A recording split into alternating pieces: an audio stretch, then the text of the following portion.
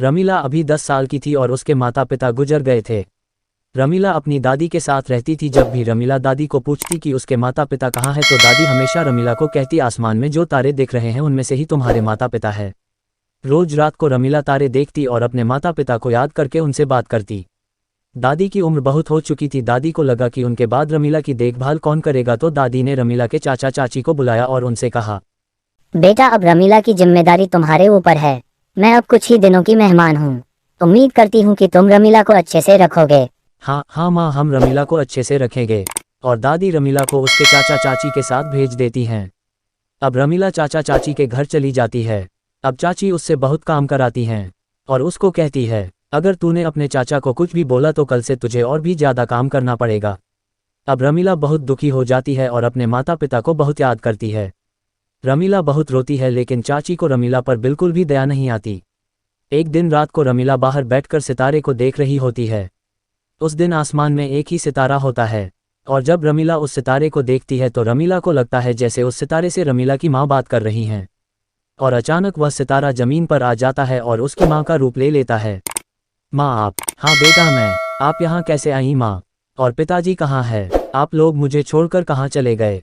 बेटा हम कहीं नहीं गए, हम यहीं हैं तुम्हारे पास। अब मैं आपको कहीं नहीं जाने दूंगी, आप मेरे ही पास रहोगी। नहीं बेटा मैं तुम्हारे पास नहीं रह सकती, लेकिन मैं तुमको ये सितारा देकर जा रही हूँ, ये तुम्हारी हमेशा रक्षा करेगा। और इतना बोलकर रमीला की माँ वापस आसमान में सितारा बन जाती है। रमीला बहुत रोती है और रोते रोते बाहर ही सो जाती है। जब सुबह उसकी नींद खुलती है तो उसके हाथ में सितारा होता है। वह जल्दी से जाकर वह सितारा छुपाकर रख देती है। आज का जन्मदिन होता है। चाचा रमीला को बहुत प्यार करते हैं। वे रमीला से पूछते हैं, रमीला बेटा तुमको आज क्या चाहिए? आज तुम्हारा जन्मदिन है ना? हाँ चाचा, लेकिन मुझे कुछ नहीं चाहिए। लेकिन चाचा नहीं मानते और रमीला को बाजार लेकर जाते हैं, उसे नए कपड़े और मिठाई दिलाते हैं। रमीला बहुत खुश होती है, उसे बहुत अच्छा लगता है।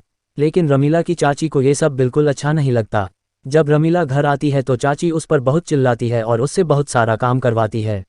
अब चाची रमीला के नए कपड़े जलाने लगती है, लेकिन जैसे ही वह रमीला के कपड़े जलाती है वैसे ही सितारे में से बहुत तेज आग निकलती है और चाची के कपड़े जलने लगते हैं। चाची चिल्लाती है, अरे बचाओ बचाओ। रमीला आकर देखती है तो चाची के कपड़ों में आग लगी होती है। रमीला जल्दी से पानी लेकर आती है और आग बुझती है और चाची की बहुत सेवा करती है। ये सब देखकर चाची को अपनी गलती का एहसास होता है। वह रमीला को कहती है, मुझे माफ़ कर दो, मैंने तुमको बहुत परेशान किया है। और रमीला को अपने गले लगा लेती है। रमीला को समझ आता है कि यह सब सितारे ने किया है। रमीला रात को सितारे से कहती है कि मुझे माँ से मिलना है। इतना कहते ही रमीला की माँ रमीला के सामने आ जाती है। क्या हुआ बेटा? माँ आप ये सितारा ले जाइए, आज इसकी वजह से चाची को अपनी गलती का एहसास हो गया है। रमीला की बात सुनकर माँ खुश होती है और उस सितारे को अपने पास रख लेती है और मुनिया को बहुत सारा प्यार करती हैं और वहाँ से चली जाती है। अब घर में सब बहुत अच्छे से रहने लगते हैं। आज का ज्ञान, जैसा रमीला की चाची करती है ऐसा किसी के साथ नहीं करना चाहिए, क्योंकि बुरे कर्मों का फल बुरा ही होता है, जैसा चाची के साथ हुआ।